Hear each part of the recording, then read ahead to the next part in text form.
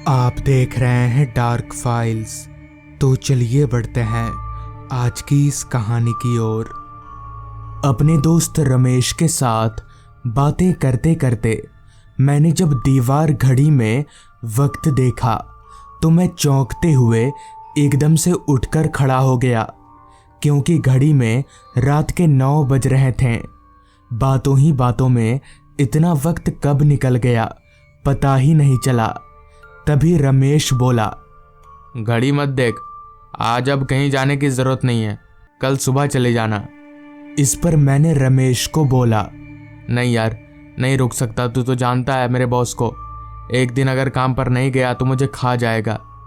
रमेश ने मुझे रोकने की बहुत कोशिश की, मगर मैं अपनी जिद पर अड़ा रहा और किसी तरह रमेश को समझा बुझाकर उसके घर से बाहर निकल आया। रात तो सच में काफी हो गई थी, क्योंकि रास्ते पर मेरे अलावा दूसरा कोई आदमी नजर नहीं आ रहा था। और तो और रमेश का घर भी शहर के एक ऐसे इलाके में था जहां घर आबादी बहुत कम है, या यूं कहें तो ना के बराबर है। इसलिए मैं भी इधर बहुत कम ही आता हूँ। मुझे फिलहाल ज़रूरत थी तो किसी सवारी की जो मुझे यहाँ से अपने घर ले जा सके। उस रास्ते की हालत देखकर ऐसा लग नहीं रहा था कि मुझे कोई सवारी मिल भी पाएगी, क्योंकि अगर लोग ही नहीं होंगे तो फिर कोई ऑटो रिक्शा वगैरह क्यों ही चलाएगा। मगर मेरी ये सोच तब गलत साबित हो गई जब मुझे अपने से कुछ ही दूरी पर रास्ते के एक किनारे पर ऑटो रिक्शा नजर आई। उस रिक्शा को देखते ही मैं तुरंत दौड़कर उस रिक्शा के करीब गया। रिक्शा के भीतर एक काला सा आदमी पुराने गाने सुन रहा था। तभी मैंने उस रिक्शा वाले से कहा, भैया त्रिमोड़ चौक जाओगे? आवाज सुनते ही रिक्शे वाले ने रेडियो बंद किया, फिर मेरी तरफ देखते हुए बोला, त्रिमोड़ चौक? पर वो तो काफी दूर है। रिक्शे वाले की ये बात सुनकर ही मैं समझ गया कि अभी ये मुझसे ज्यादा पैसे मांगेगा। मुझे भी ज्यादा पैसे देने में हर्ज नहीं था, इसलिए मैंने सामने से ही रिक्शा वाले को ज्यादा पैसों का लालच दिया और वो बड़ी ही आसानी से मान भी गया। जिसके बाद मैं रिक्शा में बैठा और रिक्शा त्रिमोड़ चौक की तरफ आगे बढ़ने लगी। उस घनी काली रात में रिक्शा की हेडलाइट के अलावा ऐसी कोई चीज नहीं थी जिसकी रोशनी रास्ते पर आए। स्ट्रीट लाइट तो दूर की बात है, उस रात आसमान पर चांद भी नहीं उगा था। शायद वो अमावस की रात थी, या फिर हो सकता है चांद काले बादलों के पीछे छिप गया हो, क्योंकि बीच बीच में बादल भी गरज रहे थे। लगता है बारिश आने वाली है। ये सोचकर मैं थोड़ा परेशान हो रहा था। अगर बारिश आने से पहले मैं घर पहुंच गया तो अच्छा रहेगा। रिक्शा वाला भी शायद इसीलिए रिक्शा को इतनी तेजी से भगा रहा था। उसे भी बारिश का ही डर था। रात हर पल गहराती जा रही थी। रिक्शा अभी आगे बढ़ ही रही थी कि तभी रिक्शे वाले ने एक जोर का ब्रेक मारा। ब्रेक इतना अचानक से लगा कि मुझे जरा भी संभलने का मौका ही नहीं मिला। मैं एकदम से आगे की तरफ हो गया, जिस पर मैंने उस रिक्शा वाले को फटकार लगाते हुए कहा, पागल वागल तो नहीं हो गए हो तुम? ऐसे कोई ब्रेक लगाता है? दिमाग ठिकाने पर तो है? इस पर रिक्शा वाला बोला, साहब मेरी कोई गलती नहीं है, वो अचानक ऐसे बच्चा लोग आ गया सामने, मुझे समझ में नहीं आया। रिक्शे वाले की बात सुनकर मुझे काफी हैरानी हुई कि आखिर ये रिक्शा वाला किन बच्चों की बात कर रहा है। इस दियावान रास्ते पर बच्चा कहाँ से आएगा? मेरी तो कुछ दिमाग में आ ही नहीं रहा था। जिस पर मैंने उस रिक्शा वाले से कहा, तुम पीकर तो गाड़ी नहीं चला रहे ना? इस रास्ते पर बच्चा कहाँ से आएगा? चुपचाप रिक्शा चलाओ। मेरी बात सुनकर रिक्शा वाला कुछ नहीं बोला और चुपचाप उसने रिक्शा को आगे बढ़ा लिया। पहले पहले तो मैंने रिक्शे वाले की बात को हल्के में लिया था, मगर धीरे धीरे मुझे एहसास हुआ कि रिक्शा वाला झूठ क्यों बोलेगा। झूठ बोलने से उसका क्या ही फायदा होगा। ऐसा भी नहीं था कि उससे मेरी कोई दुश्मनी हो जो वो मुझे डराने की कोशिश करेगा। अभी मैं ये सब सोच ही रहा था कि तभी अचानक एक तेज बादल गरजने के आवाज के साथ जोरदार बारिश चालू हो गई। जिसका डर था वही हुआ, मगर अब किया भी क्या जा सकता है। मैं चुपचाप रिक्शा की सीट पर हाथ धरे बैठा रहा। रिक्शा तेजी से बारिश को चीरती हुई आगे बढ़ने लगी। अभी रिक्शा चल ही रही थी कि तभी अचानक मेरी नज़र रिक्शा के एक बगल दौड़ रहे 2 बच्चों पर गई। वो दोनों रिक्शा के साथ साथ बहुत ही तेजी से रास्ते पर दौड़े जा रहे थे। मुझे काफ़ी हैरानी हुई कि आखिर ये दोनों बच्चे इस रास्ते पर कर क्या रहे हैं और ऐसे बारिश में भीगते हुए रिक्शा के साथ साथ क्यों दौड़ रहे हैं। जिस पर मैंने उन दोनों बच्चों को टोकते हुए कहा, क्या हुआ बेटा, तुम लोग ऐसे भाग क्यों रहे हो? मेरी आवाज़ सुनकर वो रिक्शा वाला भी उन बच्चों की तरफ देखने लगा, मगर वो दोनों बच्चे लोग वो मुझे कोई जवाब ही नहीं दे रहे थे। तभी वो रिक्शा वाला उन बच्चों की तरफ देखते हुए जोर से चीखा, जिस पर मैंने उस रिक्शा वाले से पूछा, क्या हुआ, चीख क्यों रहे हो तुम? इस पर रिक्शा वाला बोला, साहब उनके पैर देखिए। रिक्शे वाले की बात सुनकर मैंने जब उन दोनों बच्चों के पैरों की तरफ देखा तो मेरी सिट्टी बिट्टी गुल हो गई, क्योंकि उन दोनों बच्चों के पैर अब जमीन से 2 फीट ऊपर थे। वो दोनों चल नहीं बल्कि उड़ रहे थे। ये देखकर मैं काफ़ी डर गया। मेरा पूरा शरीर जोर जोर से कांपने लगा। मुझे कुछ समझ में नहीं आ रहा था कि ये सब आखिर मेरे साथ हो क्या रहा है। तभी उस रिक्शे वाले ने बोला, साहब आप डरिए मत, मैं कुछ करता हूँ, कुछ नहीं होगा आपको। इतना कहते हुए एकदम से उस रिक्शा वाले ने रिक्शा की रफ्तार बहुत तेज कर दी और कुछ ही देर में ऑटो रिक्शा ने उन दोनों बच्चों को पीछे छोड़ दिया। मगर जैसे ही ऑटो रिक्शा ने उन दोनों बच्चों को पीछे छोड़ा कि तभी पीछे से एक आवाज़ आई। आवाज़ ऐसी थी जैसे किसी ने चीखते हुए पिताजी कहा हो। मुझे बड़ा अजीब लगा कि आखिर वो दोनों बच्चे मुझे पिताजी क्यों कहेंगे, मगर उस वक्त मैं इतना घबराया हुआ था कि मैंने इस बारे में उतना सोचा ही नहीं। मुझे बस यही डर था कि कहीं वो बच्चे फिर से ना आ जाएं। पर हमारी ऑटो रिक्शा उन बच्चों से इतना आगे निकल आई थी कि उनका वापस आ पाना नामुमकिन था। चलते चलते अचानक ही रिक्शा वाले ने अपनी रिक्शा रोक दी। मैंने आसपास देखा तो ये त्रिमोड़ चौक नहीं था, जिस पर मैंने उस रिक्शा वाले से कहा, क्या हुआ, यहाँ क्यों रोक दिया रिक्शा, मुझे त्रिमोड़ चौक जाना है। तो इस पर उस रिक्शा वाले ने कहा, साहब वो जरा हल्का होने के लिए रोका है। इतना कहकर वो रिक्शा वाला रिक्शा से उतरकर झाड़ियों के पीछे चला गया। मैं सीट पर बैठे बैठे उसके आने का इंतज़ार करने लगा। थोड़ी ही देर में वो रिक्शा वाला झाड़ियों से बाहर निकला और चलते हुए रिक्शा की तरफ आने लगा। मगर तभी रिक्शा की हेडलाइट की रोशनी में मुझे उस रिक्शा वाले के पैर दिखे। उसके पैर भी अब ज़मीन से 2 फीट ऊपर थे। मैं समझ गया कि ज़रूर दाल में कुछ काला है, लिहाजा मैं वहाँ से भागने के लिए जैसे ही ऑटो से नीचे उतरने गया तो पाया कि वही दोनों बच्चे ऑटो के दोनों दरवाजे पर खड़े हैं। उन दोनों बच्चों का चेहरा अब पूरी तरह से बदल चुका था। उनकी शक्ल पूरी कुचली हुई नजर आ रही थी। ये नज़ारा मैं ज़्यादा देर तक देख नहीं सका और रिक्शा की सीट पर ही बेहोश हो गया। पता नहीं मैं कब तक बेहोश रहा, मगर जब मेरी आंख खुली तो मैं एक चाय की दुकान के शेड के नीचे पड़ा हुआ था। मगर अजीब बात तो ये थी कि वहां आसपास कोई नहीं था और वो चाय की दुकान भी बंद थी। तो फिर मुझे यहाँ पर लाया कौन? खैर, फिर मैं वहाँ से अपने घर चला गया।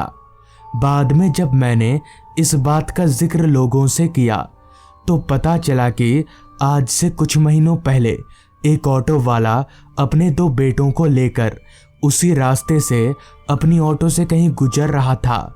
मगर तभी पता नहीं कैसे उनकी ऑटो रिक्शा का एक्सीडेंट हो गया, जिसमें तीनों बाप बेटों की मौकाए वारदात पर ही मौत हो गई। कहते हैं कि तभी से उनकी आत्माएं भटकती फिरती हैं और अक्सर लोगों का उनसे सामना हो ही जाता है। तो दोस्तों, ये थी आज की कहानी। अगर आपको ये कहानी पसंद आई हो तो चैनल को ज़रूर सब्सक्राइब कर लें। तो मैं आपका दोस्त आर्यन जल्द ही मिलूंगा आपसे ऐसी ही एक कहानी के साथ।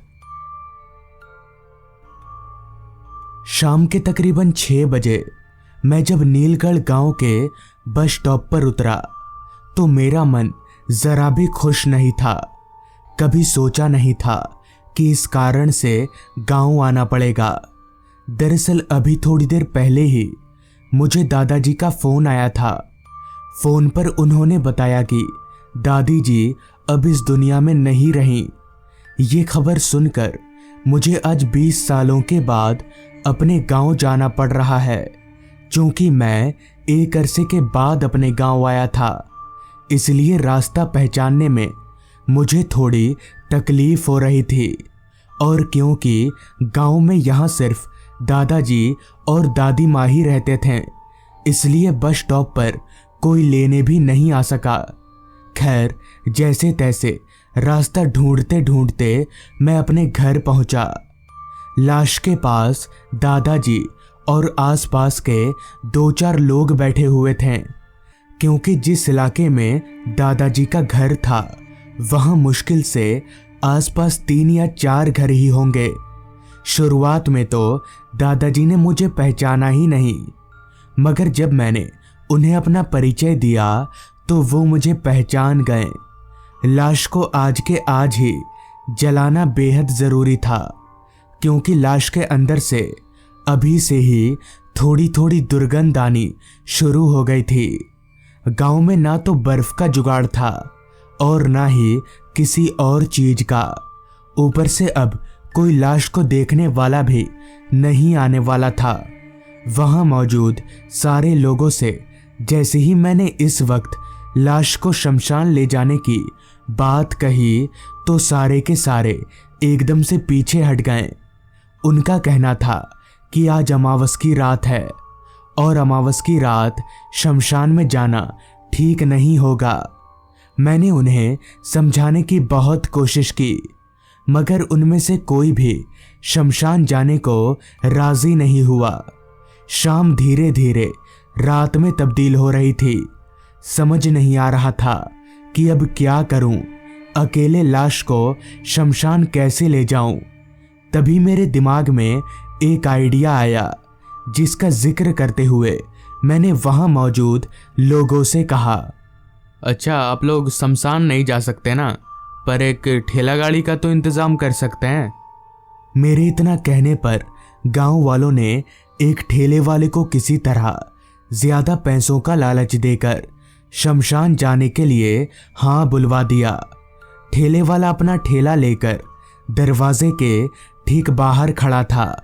फिर मैंने और 2-4 लोगों ने मिलकर लाश को ठेले में चढ़ा दिया। लाश का चेहरा अभी भी कफन से ढका हुआ था, क्योंकि मैं एक ही बार शमशान में जाकर ही दादी जी का चेहरा देखने वाला था। लाश को ठेले पर चढ़ाने के बाद जो जगह बची वहां मैं बैठ गया और ठेला गाड़ी शमशान की तरफ चल पड़ी। ठेले वाला सामने की ओर बैठकर तेजी से पैडल मार रहा था, जैसे उसे शमशान पहुंचने की जल्दी हो। जिस पर मैंने उस ठेले वाले से कहा, आराम से चलाओ यार, इतनी जल्दी क्या है। इस पर ठेले वाला बोला, साहब रात होने वाली है, जितना जल्दी शमशान जाकर वापस आ जाएंगे हमारे लिए उतना अच्छा है। आज अमावस की रात है ना। खैर मैं इन सब तकियानुसी बातों पर विश्वास तो करता नहीं था, लिहाजा मैं चुपचाप ठेले पर ही बैठा रहा। मैंने अपने एक हाथ से लाश के कफन को पकड़कर रखा था ताकि तेज हवा के चलते कफन उड़ ना जाए। ठेला गाड़ी गांव के उस कच्चे रास्ते पर पूरी रफ्तार से चल रही थी। रास्ता इस कदर खाली था कि अगर उस रास्ते पर किसी का एक्सीडेंट हो जाए तो पानी पिलाने वाला भी कोई नहीं मिलेगा। दोनों बाजू जंगल और एक लंबा चौड़ा रास्ता। अभी हम लोग आगे बढ़ ही रहे थे कि तभी रास्ते के किनारे हमें कोई बूढ़ी औरत नजर आने लगी, जो कि हाथ दिखाकर ठेला गाड़ी रोकने का इशारा कर रही थी। जिस पर मैंने ठेले वाले से कहा, रुको रुको, ठेला रोको, शायद इन्हें कोई मदद की जरूरत है। हालांकि ठेले वाला ठेला रोकने को तैयार नहीं था, मगर मेरे जिद करने पर उसने ठेला रोका। ठेला रोकते ही वो बूढ़ी अम्मा जैसे तैसे ठेले में चढ़कर बैठी और हम लोग वापस से आगे बढ़ने लगे। मगर पता नहीं क्यों उस बुढ़िया का चेहरा मुझे कहीं देखा देखा सा लग रहा था, जैसे मैंने उसे पहले कभी देखा हो। तभी मैंने उस बुढ़िया से पूछा, अम्मा इतनी रात गए कहाँ जा रही हो? इस पर बुढ़िया बोली, शमशान जा रही हूँ बेटा, तुम लोग वहीं जा रहे हो ना? इस पर मैंने अपना सिर हाँ में हिलाया और पूछा, शमशान में इतनी रात गए आपको क्या काम है? इस पर बुढ़िया ने बात को ये कहकर टाल दिया कि कुछ काम है। मुझे भी लगा शायद होगा कोई काम, जिसके बाद मैंने भी और कुछ नहीं बोला। अभी मैं चुपचाप ठेले पर बैठा ही था कि तभी अचानक मेरी आंखों में कुछ चला गया। मैंने अपना आंख मीचने के लिए जैसे ही अपना एक हाथ लाश के सिर की तरफ कफन से हटाया तो वो कफन हवा में लहराने लगा। इससे पहले कि मैं कफन को ठीक से पकड़ता, उस बुढ़िया ने ही कफन को एकदम से धर दबोचा और दादी माँ का चेहरा दिखने नहीं दिया। तभी वो बुढ़िया मुझसे बोली, इसको ठीक से पकड़ो, हवा में उड़ जाएगा वरना। पहले उस बुढ़िया का चेहरा, अब आवाज, दोनों ही मुझे बहुत जाने पहचाने से लग रहे थे।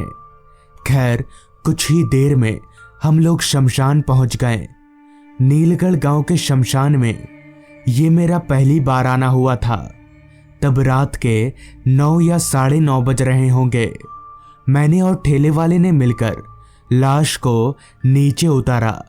तभी मैंने ठेले वाले से कहा, चलो भाई हाथ लगाओ थोड़ा, लाश को अंदर तक ले चलो।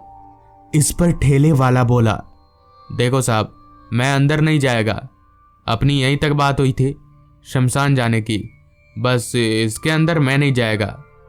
ठेले वाले की बात सुनकर मेरे बगल में खड़ी उस बुढ़िया ने कहा, चलो बेटा मैं तुम्हारी मदद कर देती हूँ, ये नहीं जाएगा शमशान में।